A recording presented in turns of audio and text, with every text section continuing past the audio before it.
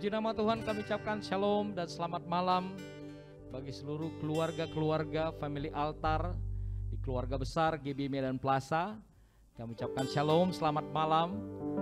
Selamat menghadiri ibadah persekutuan kita pada malam hari ini Bapak Ibu Saudara. Kami percaya berkat Tuhan menyertai kehidupan setiap umat Tuhan yang berharap dan percaya kepada Dia. Sebelum malam hari ini, hamba Tuhan akan membagikan sharing firman Tuhan. Mari kita mengangkat satu pujian bagi Tuhan. Haleluya. Kami mengundang kehadiran-Mu malam hari ini Tuhan. Kami haus dan kami lapar akan firman-Mu. Terima kasih. Mari bersama-sama Bapak Ibu Saudara. Kemuliaan-Nya telah turun di tempat ini. Gereja Tuhan disatukan, genapi firman-Nya. Kemuliaan-Nya dinyatakan atas segala bangsa. Lawatan Tuhan terjadi di sini. Bersama-sama. Kemuliaan-Nya telah turun di tempat ini. Gereja Tuhan disatukan, genapi firman-Nya. Kemuliaan-Nya dinyatakan atas segala bangsa.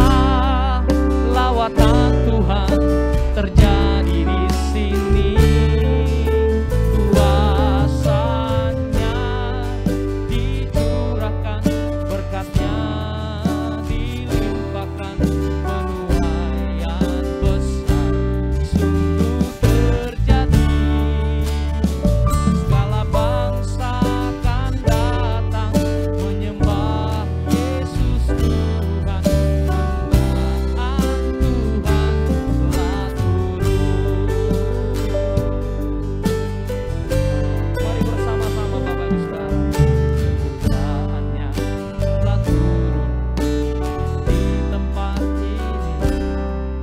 Gereja Tuhan disatukan, genapi firman-Nya.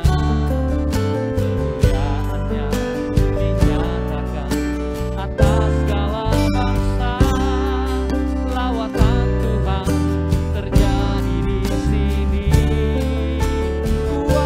Kuasa-Nya dicurahkan, berkat-Nya dilimpahkan. Penuaian besar sungguh terjadi. Segala bangsa akan datang menyembah Yesus Tuhan. Kemuliaan Tuhan telah turun. Kuasa-Nya dicurahkan, berkat-Nya dilimpahkan. Penuaian besar sungguh terjadi. Segala bangsa akan datang menyembah Yesus Tuhan. Kemuliaan Tuhan telah turun. Kemuliaan Tuhan telah turun. Kemuliaan Tuhan telah turun. Mari yang percaya sorakan haleluya. Haleluya.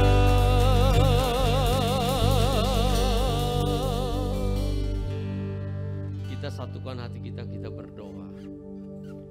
Bapa, kami kembali bersyukur dan berterima kasih kepadamu atas kasih karunia anugerah limpah rahmat, penyertaan dan pemeliharaanmu dalam hari-hari hidup kami. Terima kasih Tuhan pada sore menjelang malam hari ini. Kalau kami boleh kembali bersekutu, kami boleh beribadah memuji memuliakan nama-Mu. Terlebih Tuhan pada malam hari ini kami boleh mendengarkan sharing firman-Mu Tuhan. Kami tahu firman-Mu pelita bagi kaki kami dan terang bagi jalan kami. Supaya kami sungguh-sungguh berjalan di dalam terang-Mu yang ajaib. Terima kasih Bapa, urapi kami semuanya Tuhan. Para para hamba-hambamu yang mendengarkan Tuhan, yang melihat, yang ikut bergabung di dalam ibadah ini. Tuhan, Engkau berkati mereka semua. Urapi Tuhan di dalam keluarga besar family altar Tuhan, yang ada Tuhan di GB keluarga besar Medan Plaza. Engkau berkati semuanya. Biarlah kelompok-kelompok family altar boleh bertumbuh bersama, memenangkan jiwa Tuhan, dan tumbuh secara Tuhan benar di hadapan-Mu. Terima kasih Bapa, terima kasih. Sebentar Tuhan, hamba-Mu akan menyampaikan sharing firman Tuhan ini. Urapi bibir lidah hamba-Mu, biar sungguh-sungguh Tuhan, apa yang menjadi tuntunan gereja-Mu Tuhan, lewat grup family altar ini, Engkau nyatakan lebih jelas lagi Tuhan.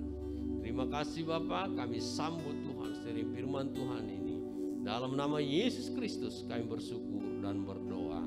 Kita yang siap dengar-dengaran dengan sabda Tuhan, sama-sama kita katakan amin. Ya, kami menyapa Bapak Ibu Saudara terkasih dalam nama Yesus yang ada di rumah-rumah, yang boleh bergabung di dalam ibadah family altar ini, keluarga besar GB Medan Plaza. Kami bersyukur mulai dipercayakan untuk menyampaikan sharing firman Tuhan pada minggu ini. Nah, sebagai tema kita pada bulan Agustus ini, yaitu integritas jemaat terhadap gereja. Integritas jemaat terhadap gereja.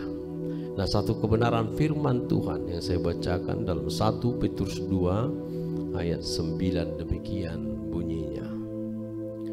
Tetapi kamulah bangsa yang terpilih, imamat yang rajani, bangsa yang kudus, umat kepunyaan Allah sendiri, supaya kamu memberitakan perbuatan-perbuatan yang besar dari Dia yang telah memanggil kamu keluar dari kegelapan kepada terangnya yang ajaib.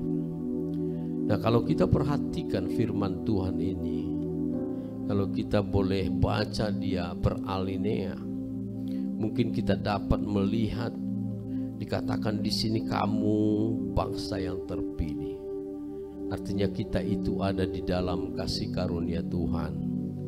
Karena bukan kita yang memilih Allah, tetapi Allah yang memilih kita menjadi umat pilihan. Dan juga dikatakan imamat yang rajani. Kita imam-imam yang dianugerahkan otoritas surgawi. Dan juga bangsa yang kudus, artinya bangsa yang dibedakan, ya. Dan juga umat kepunyaan Allah sendiri. Saya percaya gereja Tuhan, jemaat Tuhan berdiri di atas batu karang yang teguh. Itu adalah menunjuk kepada pribadi Yesus Kristus. Dan juga dikatakan di sini supaya kita memberitakan perbuatan-perbuatan besar yang dari Yesus, dari Dia. Kita melakukan pelayanan-pelayanan, memberitakan Injil ke seluruh penjuru dunia ini. Dan juga pada bait yang terakhir, bahwa Dia yang memanggil kamu keluar dari kegelapan kepada terangnya yang ajaib. Kalau di dalam bahasa Yunani dikatakan eklesia, ya, keluar dari kegelapan kepada terangnya yang ajaib. Saya percaya integritas jemaat ini, itu artinya kita ada di dalam terangnya Tuhan. Terang yang ajaib ini merupakan suatu kehidupan yang membawa kita kepada suatu keadaan yang lebih baik.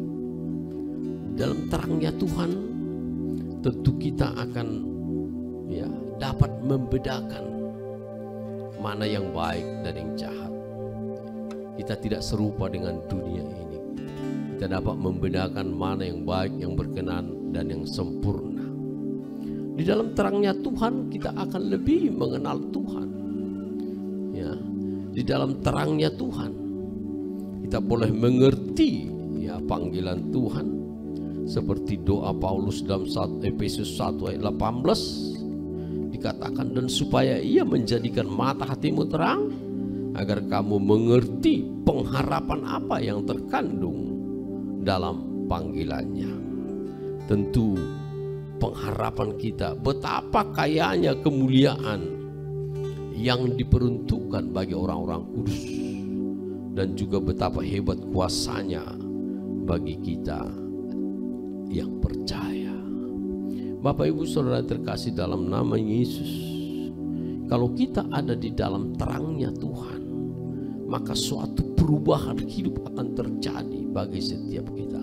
Ada suatu pembaharuan, dan apa saja juga yang kita alami ketika kita ada di dalam terangnya Tuhan. Di dalam 1 Yohanes 1 ayat 7 dikatakan, tetapi jika kita hidup dalam terang, sama seperti Dia ada di dalam terang, maka kita beroleh persekutuan seorang dengan yang lain, dan darah Yesus anaknya itu menyucikan kita dari segala dosa. Di dalam terangnya Tuhan, kita pasti terdorong untuk bersekutu satu dengan yang lain. Orang benar, orang dalam terang pasti rindu bersekutu. Tetapi orang berdosa, dia akan bersembunyi. Sebagaimana Adam ketika dia melakukan dosa, dia bersembunyi. Tetapi orang yang di dalam terang selalu rindu bersekutu satu dengan yang lainnya. Bersekutu di sini tidak hanya sekedar untuk berkumpul, tidak hanya sekedar untuk tatap muka, tetapi ada suatu pertemuan yang lebih intensif, ya. Sebagaimana contoh dalam kehidupan jemaat mula-mula, kalau kita lihat di dalam Kisah pasal 2 ayat 42 dikatakan, mereka bertekun dalam pengajaran rasul-rasul dan dalam persekutuan, dan mereka selalu berkumpul untuk memecahkan roti dan berdoa. Nah, ini contoh jemaat mula-mula yang bersekutu. Mereka sungguh-sungguh merasakan rasa persaudaraan, rasa keintiman, rasa kedekatan. Mereka boleh menerima pengajaran dengan tekun. Pada hari-hari ini, sebagai hamba-hamba Tuhan, umat Tuhan yang tergabung dalam family altar, kalau kita mau rindu menerima pengajaran dengan tekun, pada hari-hari ini sangat tepat waktunya. Karena semua pengajaran bisa kita lihat dengan multimedia. Pengajaran, visi-visi dari pemimpin kita bisa kita lihat dan kita ulang-ulangi membaca. Bisa kita balik-balik terus untuk melihat, untuk memperhatikan ajaran itu atau visi itu. Nah, ini sesuatu kondisi yang tepat pada zaman ini, ketika bahwa ibadah-ibadah itu ada di dalam live streaming, sehingga kita bisa menerima pengajaran itu dan kita bisa ulang-ulang untuk mempelajarinya. Nah, biarlah kita semuanya boleh tekun di dalam pengajaran. Nah, juga di dalam terangnya Tuhan, kita akan dapat merasakan penuaian jiwa-jiwa. Sebagaimana jemaat mula-mula itu, mereka bertambah-tambah, mulai dari 120 orang menjadi 3.000 orang sampai kepada 5.000 orang. Kalau kita lihat di dalam Yesaya 60 ayat 1 dikatakan, bangkitlah menjadi teranglah, sebab terangmu datang dan kemuliaan Tuhan terbit atasmu. Ayat 3 dikatakan, bangsa-bangsa berduyun-duyun datang kepada terangmu, dan raja-raja kepada cahaya yang terbit atasmu. Setiap kita yang ada di dalam terang Tuhan, saya percaya penuaian jiwa-jiwa akan terjadi. Orang akan datang kepada terang Tuhan. Seperti Matius 5 ayat 16 dikatakan, demikianlah hendaklah terangmu bercahaya, supaya mereka melihat perbuatan-perbuatanmu yang baik dan memuliakan Bapa di sorga. Artinya kalau kita ada di dalam terang Tuhan, maka perbuatan-perbuatan yang baik itu akan dilihat oleh setiap orang. Sebagai integritas jemaat Allah, kita harus tetap dapat menunjukkan perbuatan-perbuatan yang baik itu. Itu bagaikan cahaya, bagaikan terang yang dapat mempengaruhi setiap orang yang melihatnya untuk memuliakan Bapa yang di sorga. Oleh karena itu Bapak Ibu Saudara terkasih dalam nama Yesus, arti terangnya yang ajaib di sini, kita boleh tetap mengalami suatu persekutuan dan juga kita boleh mengalami suatu keintiman rasa persaudaraan. Dan di dalam Ibrani 10 ayat 24 dikatakan, dan marilah kita saling memperhatikan supaya kita saling mendorong dalam kasih dan dalam pekerjaan yang baik. Janganlah kita menjauhkan diri dari pertemuan-pertemuan ibadah kita seperti yang dibiasakan oleh beberapa orang, tetapi marilah kita saling menasihati dan semakin giat melaksanakan menjelang hari Tuhan yang mendekat. Juga kita di dalam persekutuan itu kita boleh saling menasihati. Dan sebagai integritas jemaat Allah, kita juga harus menjadi anggota gereja yang setia dan rela berkorban demi kemuliaan Tuhan. Setia dan rela berkorban. Di dalam 1 Korintus 15 ayat 58 dikatakan, karena itu saudara-saudaraku yang kekasih, berdirilah teguh, jangan goyah, dan giatlah selalu dalam pekerjaan Tuhan. Sebab kamu tahu bahwa dalam persekutuan dengan Tuhan, jerih payahmu tidak sia-sia. Dan juga dalam kitab Amsal 3 ayat 9 dikatakan, muliakanlah Tuhan dengan hartamu dan dengan hasil pertama dari segala penghasilanmu, maka lumbung-lumbungmu akan diisi penuh sampai melimpah-limpah, dan bejana pemerahanmu akan meluap dengan air buah angkurnya. Bagi jemaat yang berintegritas, kita akan tetap setia di dalam persekutuan dan juga rela berkorban untuk membangun gereja Tuhan, supaya gereja Tuhan dapat menunaikan tugasnya untuk kemuliaan bagi nama Tuhan kita. Dan juga sebagai jemaat yang berintegritas, kita juga dapat melakukan pengawasan terhadap gereja. Nah, bagaimana kan pengawasan ini dapat kita lakukan? Yaitu dengan menasehati, ya, bagaimana kita untuk menegur juga orang-orang yang bersalah, ya, dan juga kita boleh membawa mereka di dalam doa kita supaya orang yang berdosa boleh kembali kepada Tuhan. Oleh karena itu kita dapat menegur mereka pada awalnya secara empat mata, dan juga kalau mereka tidak bisa menerima, kita bawa juga 1-2 orang saksi lagi, dan terus akan kita doakan mereka sampai mereka kembali datang kepada Tuhan menjadi jemaat yang setia. Dan juga di dalam 2 Korintus 2 ayat 6 ayat 11, bagaimana kita melakukan juga pengawasan ini? Tentu kita harus mengampuni mereka ketika mereka mulai menyadari akan kesalahan mereka, akan dosa mereka. Biarlah mereka kita terima kembali, kita berikan pengampunan supaya dia dipulihkan di dalam nama Yesus. Dan yang berikutnya, pengawasan dalam hal terkait dengan kesalahan seperti ajaran-ajaran yang sesat. Pada hari-hari terakhir ini firman Tuhan katakan, pada zaman akhir akan muncul ajaran-ajaran yang sesat. Oleh karena itu gereja Tuhan harus berjaga-jaga, jemaat Tuhan harus berjaga-jaga. Itu makanya di dalam Titus 1 ayat 13 dikatakan, kesaksian itu benar, karena itu tegurlah mereka dengan tegas supaya mereka menjadi sehat dalam iman. Dalam hal ini ada ajaran orang-orang yang mulai percaya kepada dongeng-dongeng ataupun hukum-hukum yang secara lahiriah, apa itu hukum sunat, dan juga agama-agama yang lahiriah. Oleh karena itu kita percaya bahwa dengan menegur menasihati itu, mereka akan kembali kepada jalan yang benar.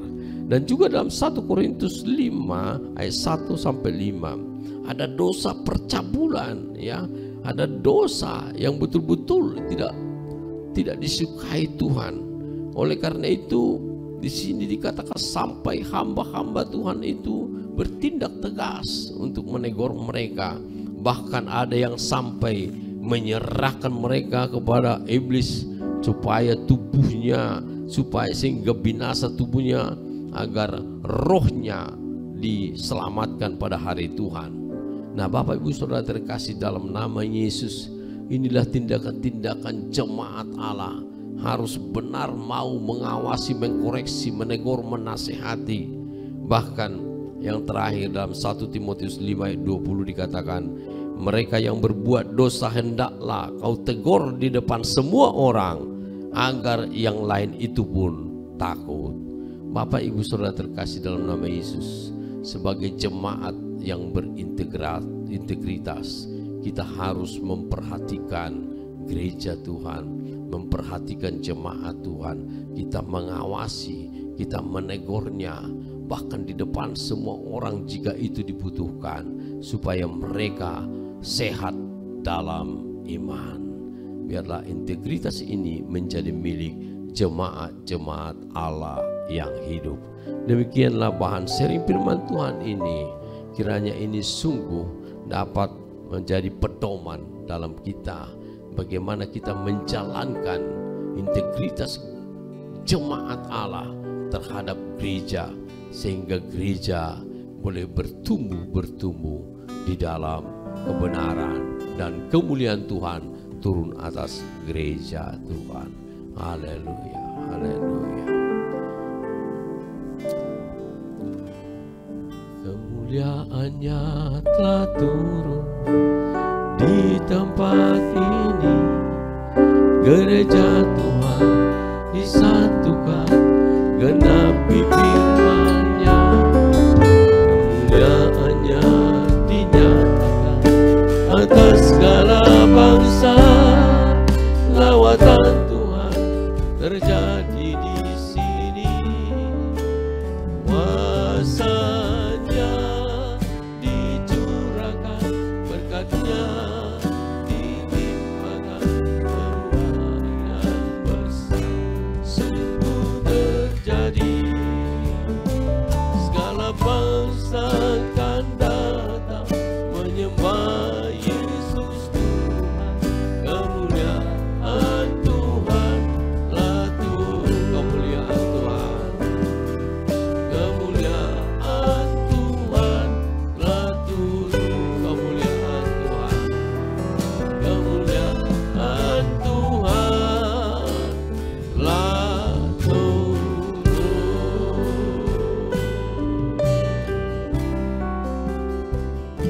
Kita kembali berdoa, kami kembali bersyukur, terima kasih Tuhan, kalau kami boleh mendengarkan sharing firman-Mu Tuhan, dalam tuntunan gereja-Mu Tuhan pada bulan Agustus ini, supaya setiap jemaat Tuhan memiliki integritas terhadap gereja, agar gereja-Mu boleh bertumbuh Tuhan, dipenuhi dengan kemuliaan.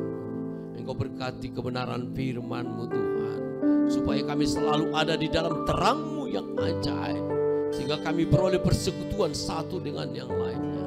Kami percaya di dalam terang-Mu yang ajaib, jiwa-jiwa akan datang kepada terang-Mu Tuhan. Terima kasih Bapa, biar kami juga Tuhan boleh saling menasehati, saling memperhatikan, saling mendoakan, bahkan kami mengawas Tuhan, bahkan sampai kami boleh menegur yang bersalah, supaya boleh kembali dan sehat imannya Tuhan. Terima kasih Bapa, Engkau meteraikan seluruh kebenaran firman-Mu. Biarlah setiap kami yang ada di kelompok-kelompok EMA boleh terus menseringkannya menjadi kehidupan bagi setiap kami. Terima kasih Bapa, meteraikan firman-Mu. Terpujilah Engkau Tuhan, terpujilah Engkau Bapa. Inilah doa kami dalam nama Yesus Kristus. Kami bersyukur dan berdoa. Kita yang diberkati sama-sama kita katakan amin. Salam, puji Tuhan.